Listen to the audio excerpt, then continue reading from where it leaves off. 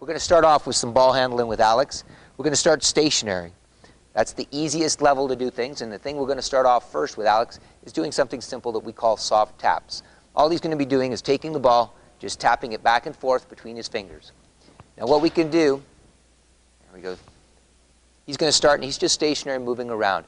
If we want to begin to challenge him, make it more difficult, we're going to ask him to raise the ball up, higher above his head.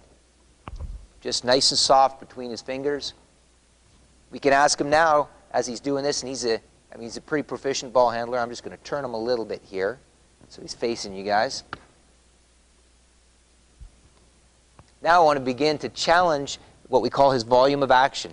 I want him to do soft taps and reach out as far as he can in front, as far as he can to the side.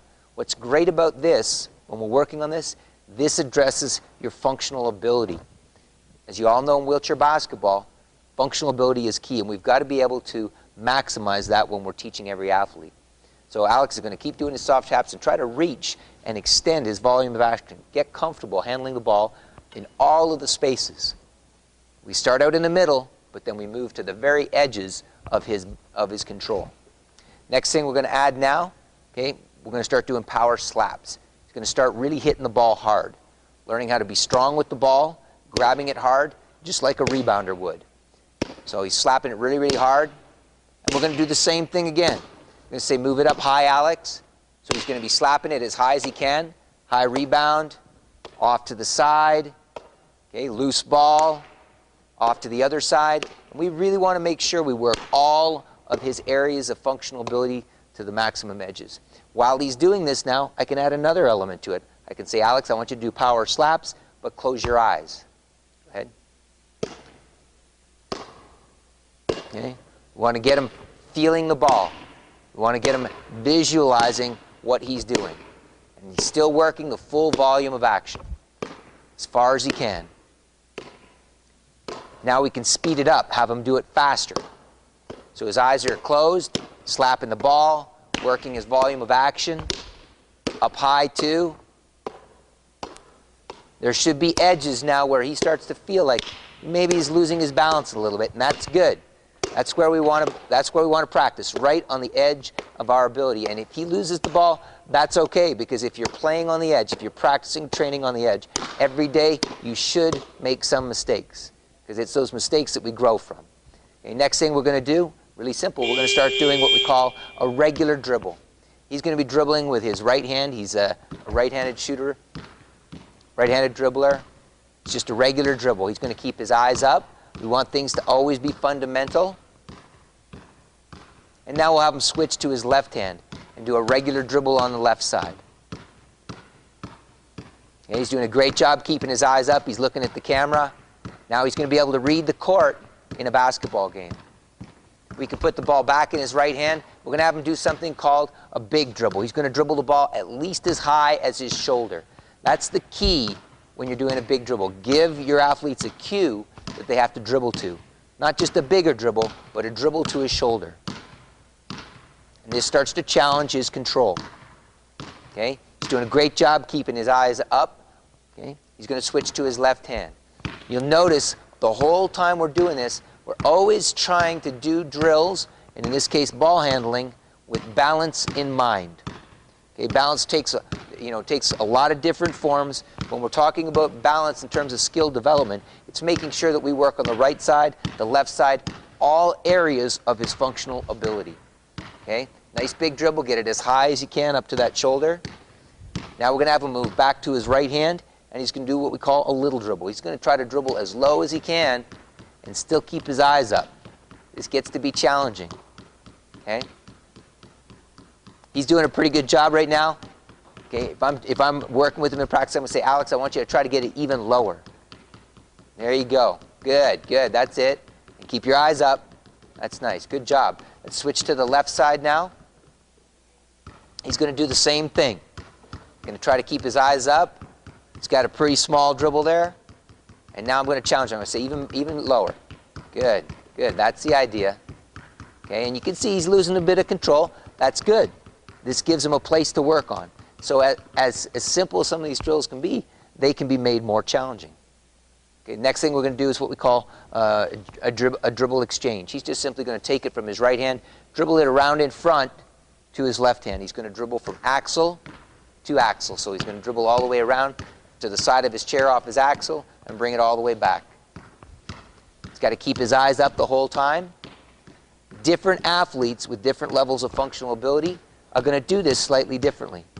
If you're a class 1 and you don't have functional use of your trunk muscles, you're going to have to learn where you need to hold onto your chair or your wheels to get your balance to dribble in front. If you're a class 4 in the functional system, we don't want you to hold onto your chair. We want you to lean out. Alex is a 2, I believe, and we want him to try to, as much as possible, lean as far as possible to challenge him in this respect. Next thing we're going to work on is what we call a power crossover. He's going to take the ball, he's going to be dribbling it on his right side, and he's going to palm the ball, carrying it over, one dribble on the opposite side with his right hand before he exchanges to his left. That's it, go ahead, and then cup it and bring it over. Now what we want to do, as he's working on this, we want to get this to be a movement that's as close and tight to his body as possible. Right over, tight to his body, close to his lap, because that protects the ball from the defender. So really, really sharp, quick movement. Okay?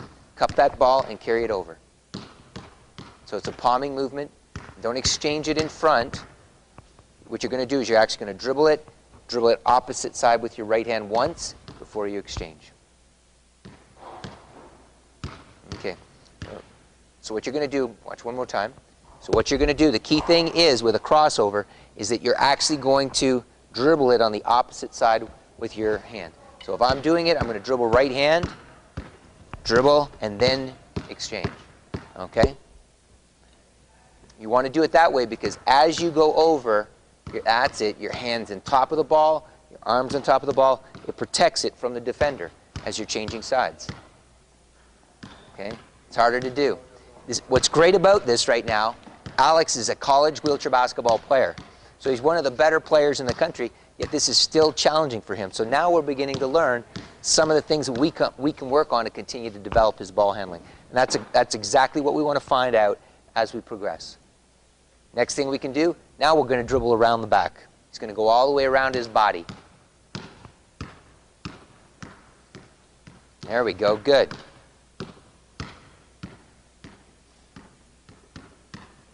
Now the same thing we were talking about again. We're starting to see him bobble the ball a little bit. That's good. These are the edges of where his strengths are. It's okay to lose the ball.